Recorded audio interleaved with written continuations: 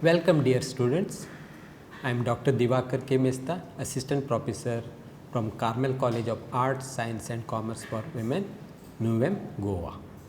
The name of the program you are learning is Bachelor of Science, first year, subject Botany, semester 1, course code BOC 101 and course title Biodiversity Part 1. Title of unit Bryophytes, module name Classification of Bryophytes. Broad outline, first we will have a short introduction, then we will learn about the classification of Bryophytes. At the end of this module, you will be able to recall different classes and families of Bryophytes, and also you will be able to describe the classification of Bryophyte. You know, Bryophytes are a huge diverse group with various forms of habitat, all that. And the term Bryophyta was first introduced by Robert Brown. But the problem is he included all different organisms like algae, fungi, lichens and mosses, which are totally incorrect when compared to the today's knowledge.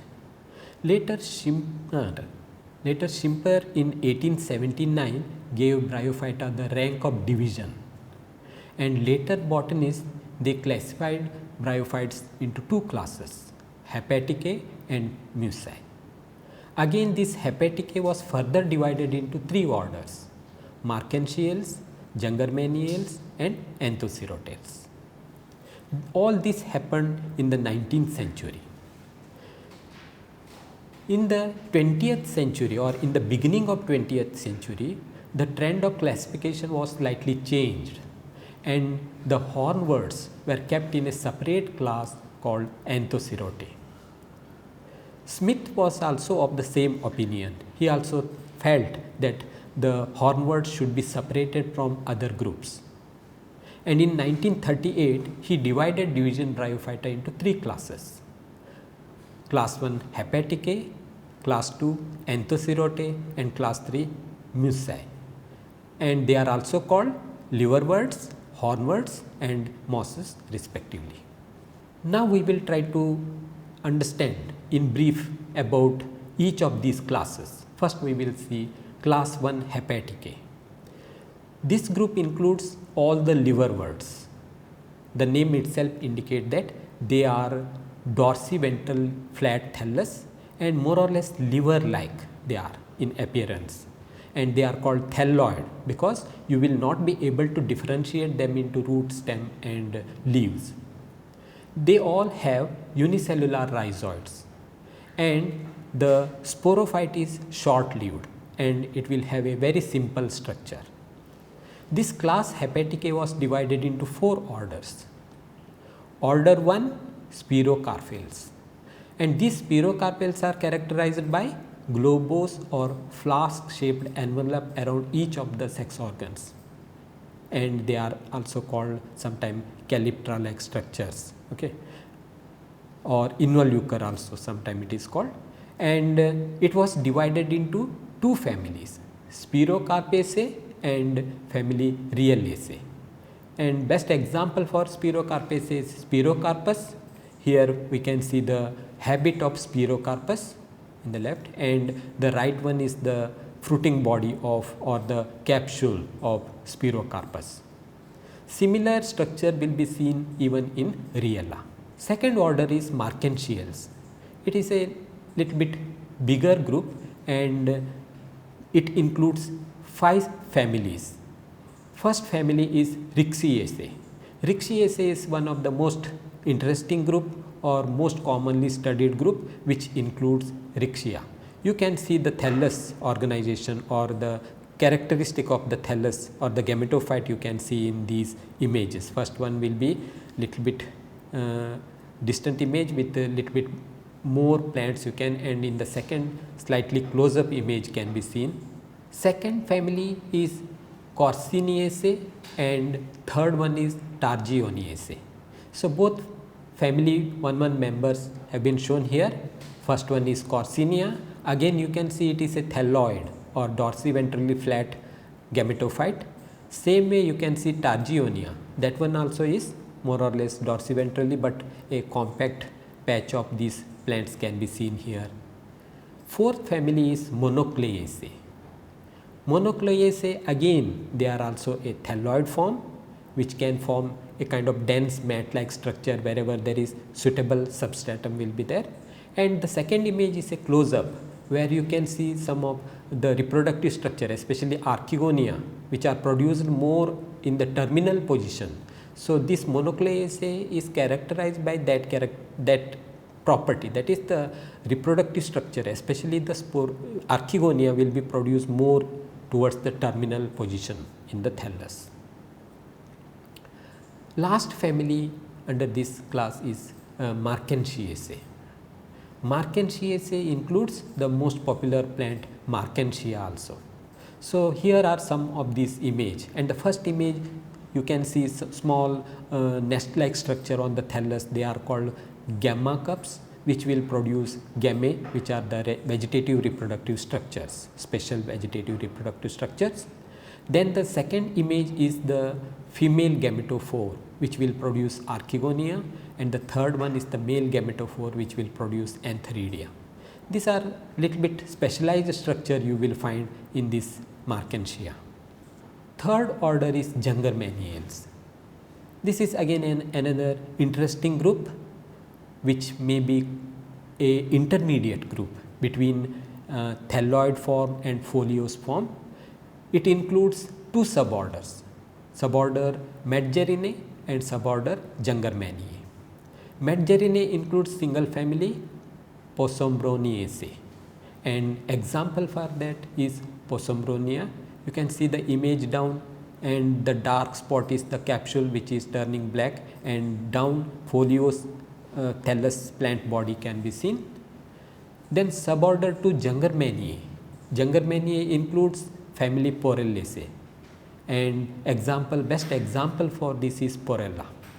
Porella is a very popular plant. You can see the second image, more close up of the Porella plant. Fourth order is Calobriales. Calobriales include family Haplometriaceae, and best example we can have Haplometrium.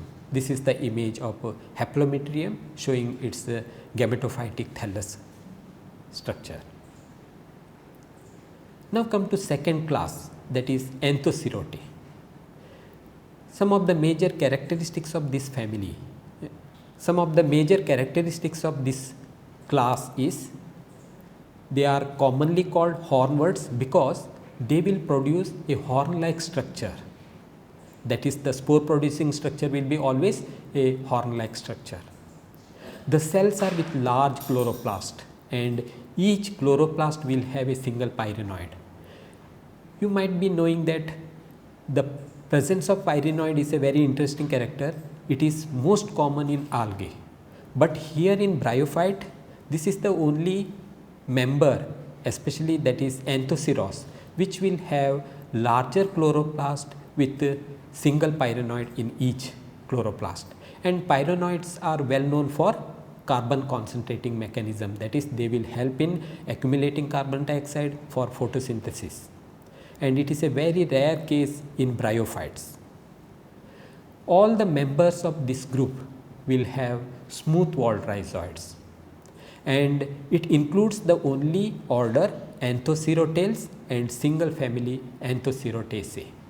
And the best example is Anthoceros, very well studied or most commonly studied very interesting organism, that is Anthoceros. And here this is the image of Anthoceros, gametophyte, as well as you can see the horn like structure. Because of that the group is called hornworts. And the second image is a vertical section of the spore bearing structure, that is capsule.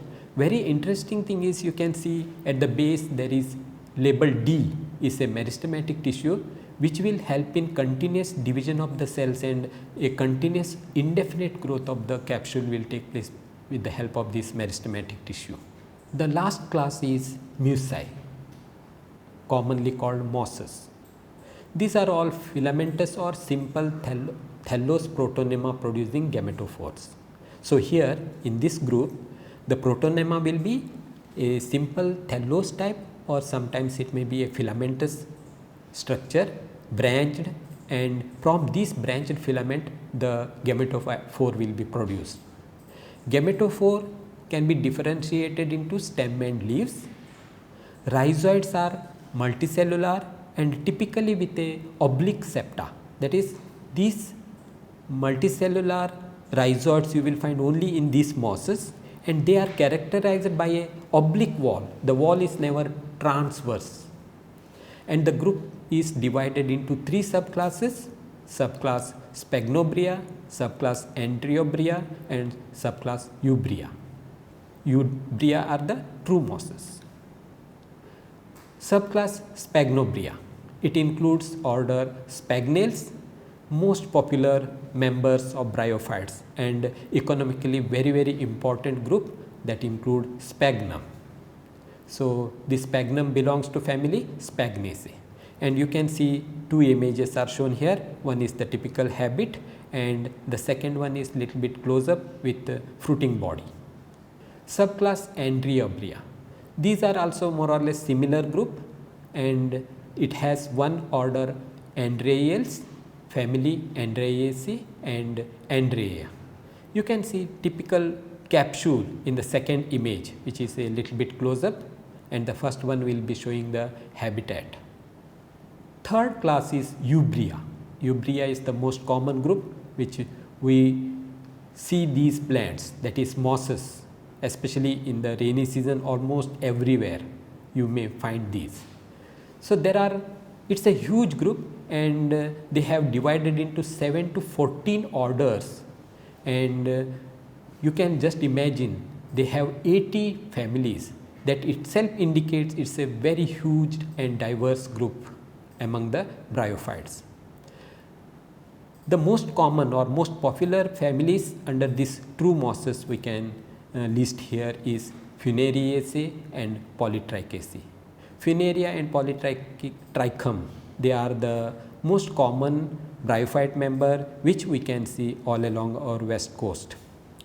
So, this is about the classification by Smith, and these are the references which you can go through for whatever now we have learnt. Thank you.